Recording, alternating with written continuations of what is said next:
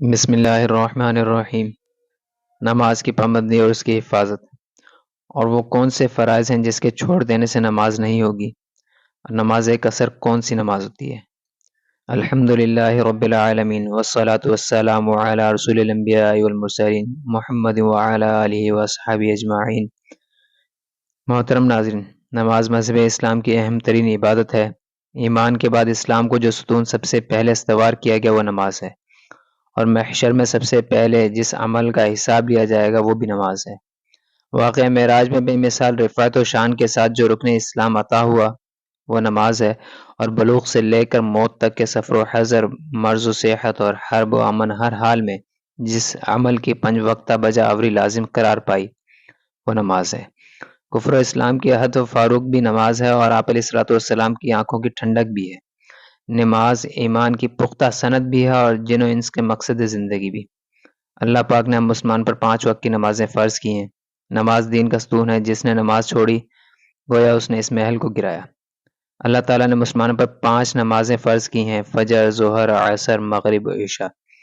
5 وقت کی نماز چھوڑنے کے کیا نقصانات ہیں اور اس کی تفصیل درج ذیل ہیں، اور اس بارے میں آپ علیہ الصلوۃ والسلام کا ارشاد ہے: جس نے فجر کی نماز ادا نہ کی اس کے رزق سے میں برکت نہ ہوگی۔ جس نے ظہر کی نماز ترک کی اس کے دل سے نور الملا جاتا رہے گا۔ جو شخص عصر کی نماز ترک کرے گا اس کے اعضاء میں نیک اعمال کرنے کی قوت باقی نہ رہے گی۔ مغرب کی نماز ادا نہ کرنے والوں کو کھانے میں مزہ نہ آئے گا، اور عشاء کی نماز ترک کرنے والوں سے نیند کی راحت چھین لی جاتی ہے۔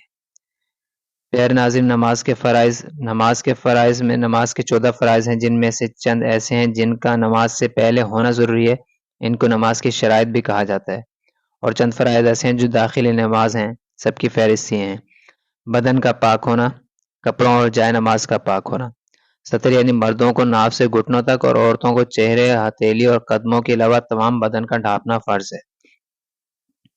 نماز کی جگہ کا پاک ہونا، نماز کا وقت ہونا، قبلے کی طرف رخ کرنا، نماز کی نیت کرنا، یہ سب شرائط ہیں۔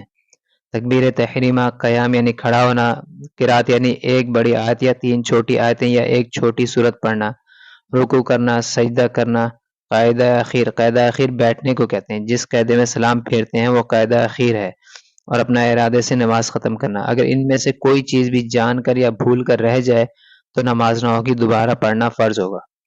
محترم ناظرین، نماز قصر، جو شخص 48 میل کے سفر کی نیت سے اپنے شہر یا قصبے یا بستی سے نکل جائے، اس کے لیے واپس آنے تک ظہر، عصر اور عشاء کی فرض نماز 4 رکعت کے بجائے 2 رکعت رہ جاتی ہیں۔ ہاں، اگر سفر میں کسی جگہ 15 روز یا اس سے زیادہ ٹہرنے کی نیت کر لے تو پورے 4 رکعتیں پڑھنا فرض ہو جاتا ہے۔ 48 میل کا سفر خواہ پیدل کرے، ریل سے، ہوائی جہاز سے یا خواہ کسی اور سواری سے، سب کا یہی حکم ہے جو اوپر ذکر ہوا ہے۔ قصر نماز صرف ظہر، عصر اور عشاء میں ہے، مغرب اور فجر میں نہیں ہے، اور فرضوں کے علاوہ اور کسی نماز میں بھی قصر نہیں ہے۔ مسافر آدمی اگر ایسے امام کے پیچھے نماز پڑھے جس کے لیے قصر جائز نہیں تو مسافر کو بھی اس کے ساتھ پوری نماز پڑھنا ہوگی۔